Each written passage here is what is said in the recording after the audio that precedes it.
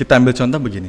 Ada di dalam beberapa riwayat yang menjelaskan hukuman yang paling kecil di neraka itu adalah ketika seseorang disuruh menggunakan alas kaki, dan ketika dipijakan kakinya di alas kaki tersebut, menyala otaknya mendidih.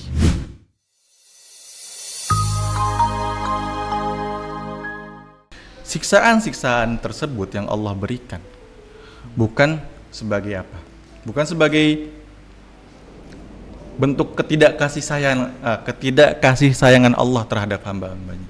Justru itu adalah sebagai kasih sayang, sebagai pengingat agar hamba-hambanya menjauhi hal-hal yang dilarang oleh Allah, menjauhi hal-hal yang tidak bermanfaat baginya.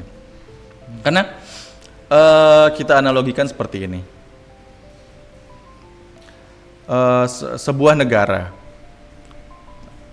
apabila membuat peraturan, membuat undang-undang, misalkan dibuatlah undang-undang untuk koruptor. Apabila seseorang melakukan korupsi, akan dihukum mati. Nah, karena adanya aturan tersebut, maka bisa dipastikan tidak akan ada orang yang korupsi.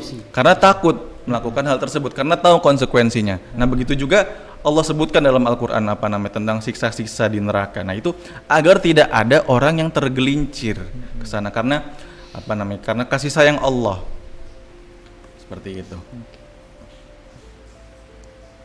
Nah, disinilah kan terlihat bentuk kasih sayang Allah terhadap hambanya setelah Allah ancam. Nah, setelah Allah ancam orang-orang munafik tadi di ayat innal munafiqina fid darkil asfali minan nar walan tajida lahum nasira. Nah, dilanjutkan dengan ayat selanjutnya illal ladzina tabu wa aslahu wa'tasamu billahi wa akhlasu dinahum lillah fa ulaika ma'al mu'minin wa sawfa yu'tillahul mu'minina ajran 'aziman. Allah kecualikan orang-orang munafik jikalau mereka masih masih ada kebaikan dalam diri mereka, mereka akan sadar, mereka akan bertaubat kepada Allah, mereka akan menjauhi apa-apa yang telah mereka lakukan dari amal-amal yang buruk. Nah, mereka bertaubat, mereka memperbaiki diri, maka niscaya Allah akan menempatkan derajat mereka, Allah akan tinggikan, angkat derajat mereka bersama orang-orang mukminin, dan Allah akan memberikan mereka dengan kenikmatan-kenikmatan yang tiada tara. Nah, ya kan, illal ladzina tabu, kecuali orang-orang yang bertaubat ya. Seakan-akan ayo kita bertaubat yuk, masih belum terlambat loh. Masih masih ada waktu, mumpung masih ada waktu. Hendaklah bertaubat sebelum datang nanti siksaan di neraka. Sebelum benar-benar telat waktunya. Nah, itulah bentuk kasih sayang Allah. Nah, kembali kepada ayat sebelumnya. Semisalnya kan wa idza qila lahum la tufsidu fil ardh. Semisalnya nih, kita analogikan seperti ini. Ada yang mengingatkan kepada kita untuk jangan berbuat kerusakan.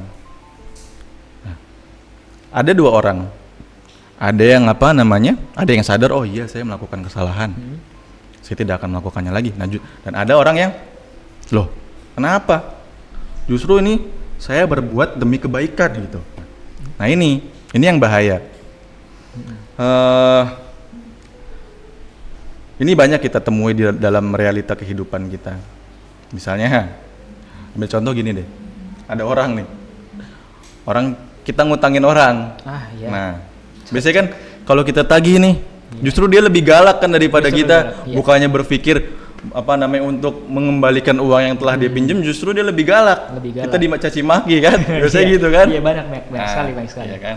Atau enggak kita jumpai orang-orang yang memiliki kekuasaan di atas sana, mereka berdalih membuat peraturan-peraturan yang mana mereka berkata, ini loh saya lakukan demi rakyat, seolah-olah mereka menjadi pahlawan. Akan tetapi dalam realitanya apa? Mereka justru menyengsarakan rakyatnya, ya kan? Nah, ini termasuk sifat-sifat yang harus dijauhi.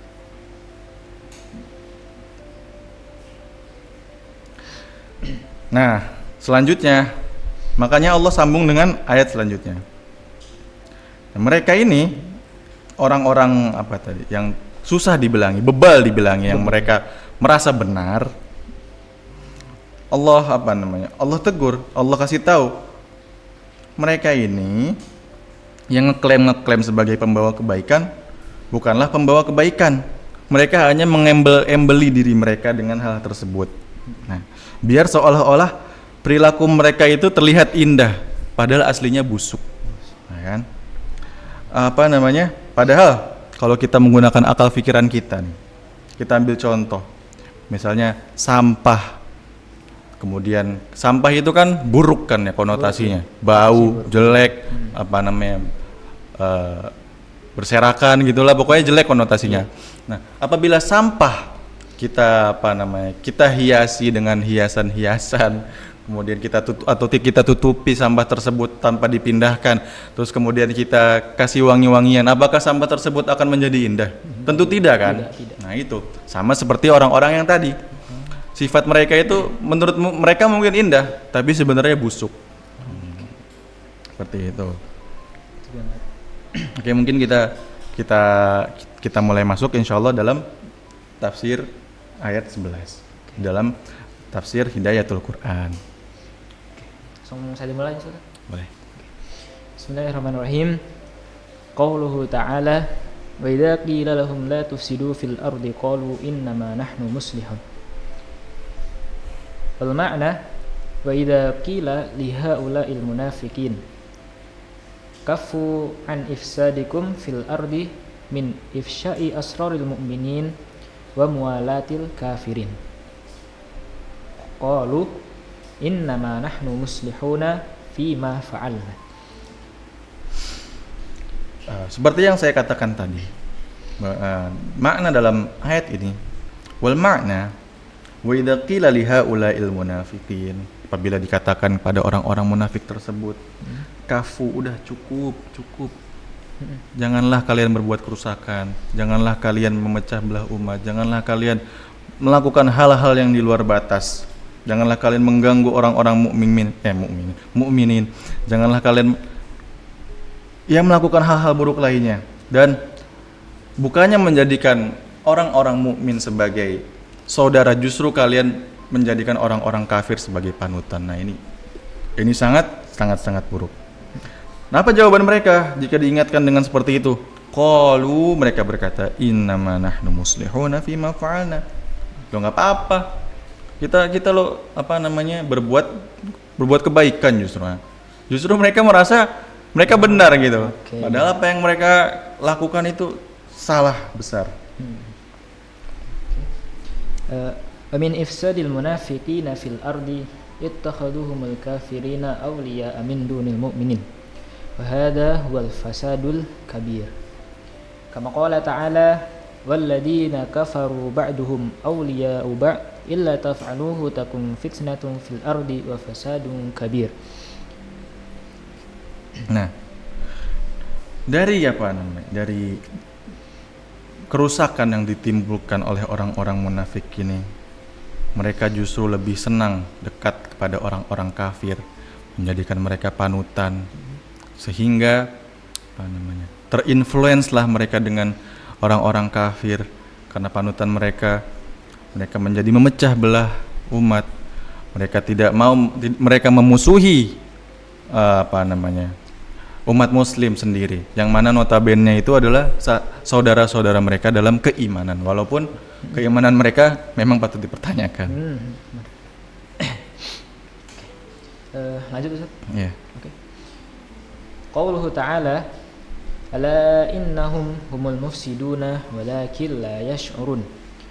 Wal ma'na ala inna haula'il munafiqina humul mufsiduna al mukhalifuna amarallahu ta'ala walakinnahum bisababi jahlihim la yuhassuna bi ifsadihim wa khilafihim.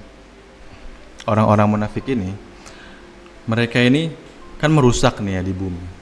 Yang mana padahal tujuan penciptaan kita itu sebagai khalifah di bumi. Nah, mereka ini dengan kerusakan mereka membangkang kepada Allah, yang mana Allah berfirman seharusnya kita kan menjadi khalifah. Allah berfirman dalam Al-Quran surat Al-Baqarah di ayat-ayat selanjutnya, Wa idh qala rabbuka lil malaikati inni ja'ilun fil ardi khalifah.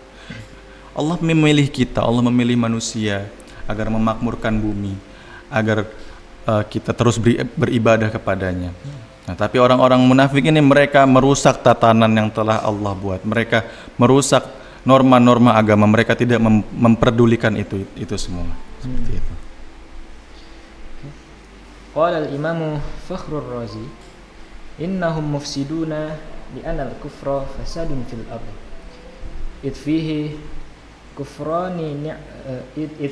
kufranu ni'matillahi wa iqdami kulli ahadin ala ma yahwahu. Li'annahu idza kana la ya'taqidu wujudal ilahi wa la yarju thawaban wa la iqaban taharajan nasu. Wa min hada thabata anna an-nifaqa fasadun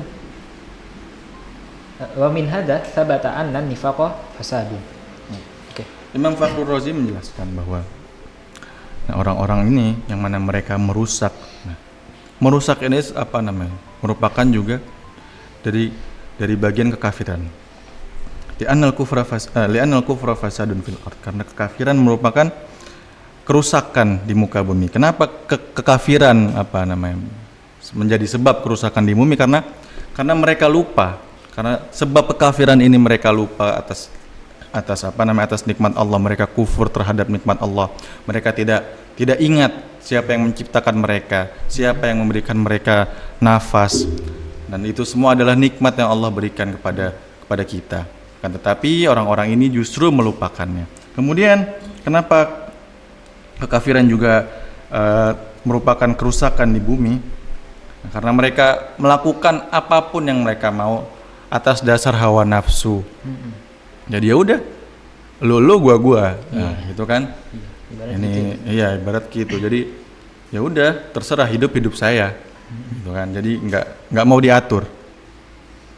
Kemudian karena dia seperti itu hidupnya, tidak merasa adanya Tuhan, tidak merasa dipantau oleh Allah.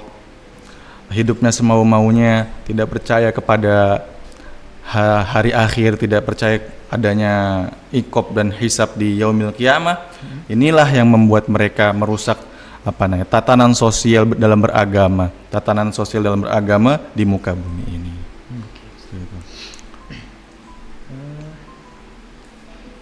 Walihada qala fahal asaitum in tawallaitum an tufsidu fil ardh. Fahal asaitum in tawallaitum an tufsidu fil ardh. Jadi apabila mereka diberikan kekuasaan, maka mereka bukannya memberikan pembaharuan, bukannya memberikan kebaikan, bukannya memberikan kebenaran akan tetapi justru mereka merusak dengan kekuasaan mereka. Mereka sewenang-wenang dengan kekuasaan mereka. Mungkin seperti itu saja mungkin ya. Iya. Dalam pertemuan malam hari ini. Mohon maaf apabila banyak kesalahan. Karena kebetulan juga masih belajar. Oke, tadi ya sama-sama belajar ya. Masih belajar. Oke. Nah, ya semoga apa yang disampaikan bisa menjadi ilmu yang bermanfaat bagi kita semua. Amin. Allahul muwaffiq ila aqwamit thoriq. Subhanakallahumma wa bihamdika asyhadu an la ilaha illa anta astaghfiruka wa atubu ilaik.